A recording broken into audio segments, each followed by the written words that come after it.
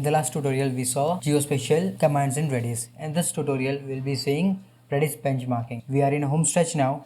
Benchmarking is very important thing. Whenever we decide to use a new technology or use new tool, then how the tool or technology is performing for our application or for our use cases, that will play a huge role in going ahead with that technology or tools.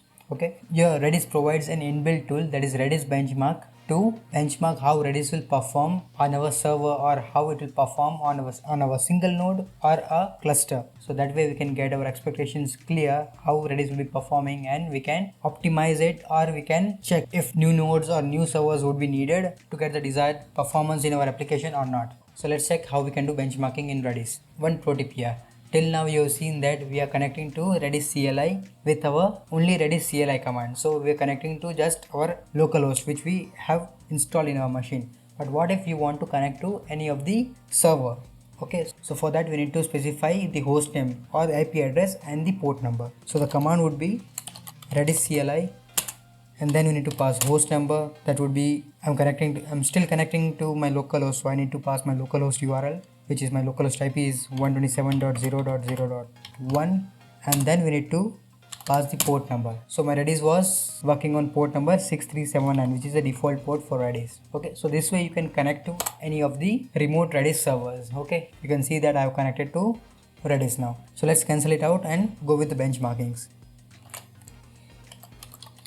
Okay, for the benchmarkings also the same thing. If you are running on your local system, on your system where the Redis is installed, you can directly go ahead with Redis-benchmark command. You don't have to specify any of the parameters. But if you are running on any of the servers, then you need to specify your IP and port number with -h and -p parameters.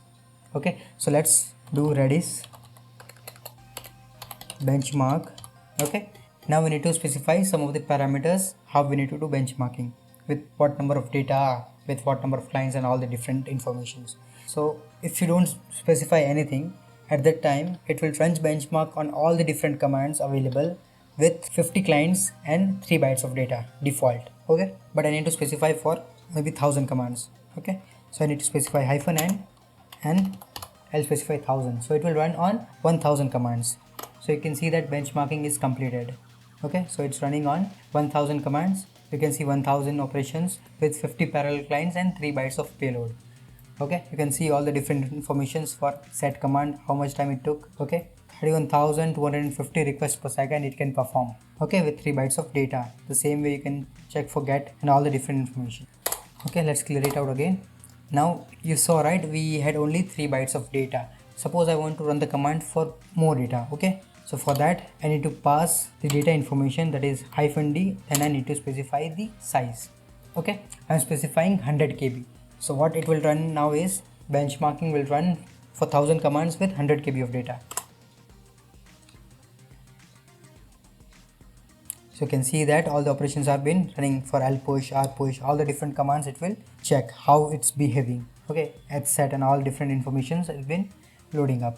So this way you can check the benchmarking for a system. Let me cancel it for now. Okay, and then check how it was behaving. If we scroll it up, you can see that, oh boy, so much information, right? Yeah, you can see that 1000 requests completed in 0.03 seconds, and it is showing 50 parallel clients and how much payload it is. Okay, we change the payload from 3 bytes to 100 KB. So accordingly you can get the value, right?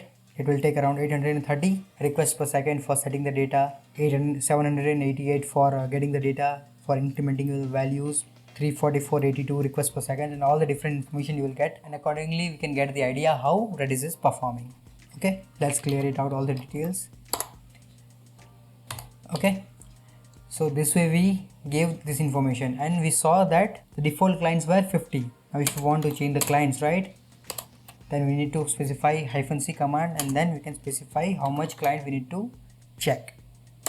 You can see that we specified 200 clients. Okay, so it's running on, it will run on 200 clients. So again it will show the same informations, how much number of requests has been served per second.